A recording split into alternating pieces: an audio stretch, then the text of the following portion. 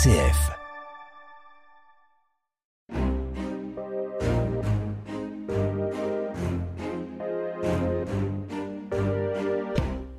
A-t-on besoin d'aller à l'église pour être chrétien ?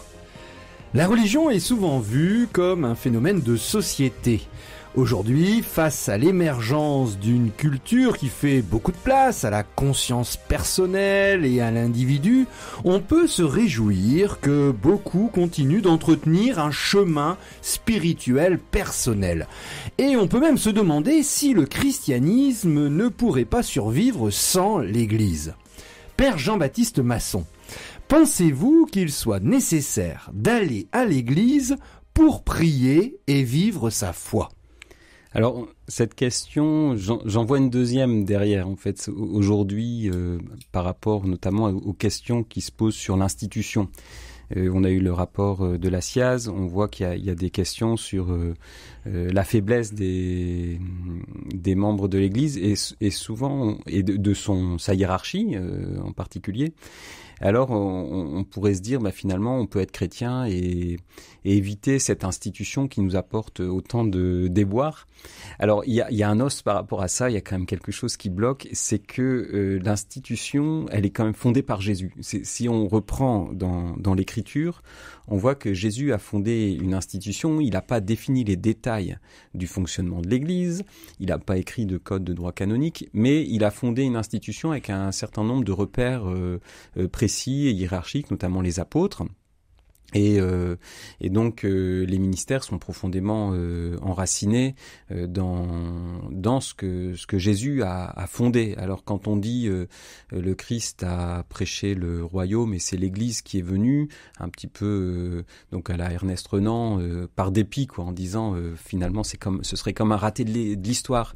Jésus a annoncé l'Église et puis on se retrouve avec quelque chose a annoncé le royaume, on se retrouve avec quelque chose d'embarrassant qui est cette institution qui est plus ou moins adaptée, voilà.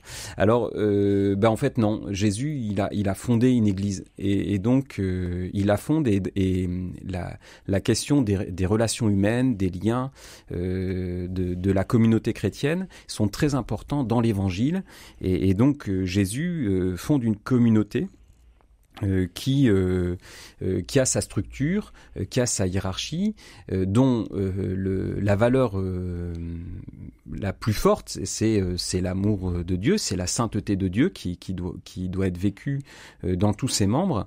Donc effectivement, cette institution, elle doit être au service de la sanctification de ses membres, c'est-à-dire de permettre à chacun de faire son chemin personnel vers Dieu, mais on peut pas aussi vite que ça faire l'économie de l'Église et notamment aussi des lieux où on se rassemble. Et alors pourquoi on se rassemble en particulier le dimanche à l'église ? C'est d'abord pour fêter la résurrection du Christ. Et donc depuis l'origine, les chrétiens se rassemblent le dimanche. Et donc on peut pas vivre. On voit les apparitions du ressuscité, elles ont lieu le 8e jour, donc premier jour de la semaine ou le 8e jour. Donc c'est le dimanche dont il s'agit. Et on vit le partage du pain que Jésus a institué. On vit les sacrements. Et donc cette Eucharistie fondée par le Christ se vit en église le dimanche. Et ça, on peut pas la vivre tout seul. Donc on a cette dimension très importante de la foi en l'Eucharistie, cette manière dont Jésus a voulu se rendre présent, perpétuer sa présence dans la communauté. Et donc aussi toute cette invitation à vivre le corps du Christ ressuscité qu'est l'Église, un corps fraternel qui du coup a une organisation aussi temporelle, matérielle, qu'on peut pas fuir. Et c'est l'auteur de la lettre aux Hébreux qui invite à ne pas déserter les assemblées comme certains en ont pris l'habitude. Voilà. Et donc même si on est tenté des fois de s'éloigner ou de plus participer, il y a toujours cette invitation qui est dans l'Écriture très forte et qui vient du Christ, de le retrouver dans la foi le dimanche en particulier à la messe. Les b.a.-ba de la foi, Franck Bétoir et le Père Jean-Baptiste Masson. Père Jean-Baptiste Masson, l'essentiel de la foi n'est-il pas de s'engager envers les autres, d'aimer Dieu en aimant son prochain ? Pas besoin d'aller à l'église pour cela. Alors c'est vrai que on est très touché dans le message du Christ par cette invitation à la charité universelle, cette charité fraternelle et qui s'ouvre à tout homme. Donc aimer Dieu, aimer son prochain, c'est le résumé de l'évangile que Jésus donne lui-même. Et donc on voit que en fait les valeurs chrétiennes, elles n'ont pas toujours besoin d'une pratique dominicale. On le voit effectivement, il y a des gens qui ont une vie admirable, un très grand dévouement, une très grande charité. Souvent, c'est un peu consolant. Par exemple, des enfants ou des petits-enfants qui n'ont pas suivi le chemin de la foi, on dit ah oui, mais quand même quand on voit tout le bien qu'ils font. Simplement, ils en ont quand même reçu l'exemple. Et donc moi, ce que je constate aussi, c'est que les valeurs de l'Évangile, elles continuent à vivre et elles se transmettent, mais parce qu'elles ont été reçues. Et la communauté chrétienne et ces lieux de rassemblement, ça, c'est un lieu d'inspiration et d'enracinement dans ces grâces de la charité. Et le fait d'opposer la pratique du culte avec la charité, eh bien, c'est quelque chose qui est abstrait, en fait. C'est une idée intellectuelle en disant, ça sert à rien d'aller dire à Dieu qu'on l'aime à l'église alors qu'on va pas donner on va pas s'intéresser à son prochain. En réalité, quand on va dire à Dieu qu'on l'aime à l'église, eh bien, on nourrit la foi, l'amour dont on pourra aimer davantage son prochain. On connaît très bien l'exemple de Mère Teresa qui rajoutait une heure d'adoration à la sœur qui disait qu'elle n'avait pas le temps pour s'occuper des pauvres. Elle dit, voilà, c'était très important pour elle de s'ancrer dans cette présence de Dieu. Et après, il y a aussi une autre raison, c'est que, en fait, à l'église se joue la vérité de notre charité. Parce que, justement, en fait, moi, j'inverserais un peu les choses, c'est qu'on se paye facilement de mots en disant qu'on aime tout le monde. Mais est-ce qu'on aime vraiment ses frères quand on les voit jamais ? Et un lieu où on les voit et où on les supporte, c'est aussi l'église.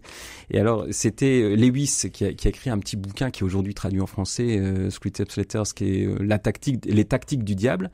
En fait, il met en scène un homme qui s'est converti et il y a le démon qui lui est affecté par le diable qui vient se plaindre à son oncle démon, enfin c'est une fiction quoi, de tous les progrès de celui à qui il est affecté. Et du coup, il va recevoir de cet autre démon des conseils pour le détourner de Dieu. Et parmi les conseils les plus pertinents qu'il lui donne pour empêcher sa foi chrétienne, il lui dit, maintenant qu'il a pris le goût à Dieu, à aller prier, disperse-le. C'est-à-dire, empêche-le d'aller, dis-lui d'aller découvrir plein d'autres communautés, d'aller voir partout et tous les dimanches de changer de paroisse. Comme ça lui évitera d'avoir des vrais liens de fraternité chrétienne et de vivre un christianisme authentique. Et donc parfois, on peut être tenté aussi de vivre la foi sans la charité chrétienne. Or, Jésus, il a fondé une communauté fraternelle et dans la première lettre de Saint Jean, on voit, il y a cette phrase qui est magnifique, « Celui qui aime son frère demeure dans la lumière ». Quand est-ce que tu sais que tu es dans la lumière de Dieu ? Eh bien, quand cette personne-là, tu la reçois comme frère et tu vis concrètement des liens de fraternité avec lui. Donc il s'agit aussi dans notre foi chrétienne, le fait de se retrouver dans une communauté qui a des contours humains, qui se retrouve régulièrement, qui vit concrètement des rencontres, des actions ensemble, eh bien c'est vivre la vérité aussi de son amour de Dieu, de son christianisme et éviter de se payer de mots en pensant qu'on est très très fort dans la charité alors qu'on est incapable de pardonner, de supporter les défauts des autres, d'avoir des projets ensemble, de développer une vie de communauté très concrète. Les b.a.-ba de la foi, Franck Bétoir et le père Jean-Baptiste Masson. A-t-on besoin d'aller à l'église pour être chrétien ? Cher père Jean-Baptiste Masson, le problème ne vient-il pas du fait que les rassemblements à l'église sont ennuyeux ? Grosse question, effectivement. Je pense que vous marquez un point. Effectivement, il y a un ennui en fait dans les communautés, les messes du dimanche, qui vient souvent qui est pas général. Hein. Donc il y a des endroits où c'est pas vrai, et il y a certains endroits où c'est vrai certains dimanches et pas d'autres.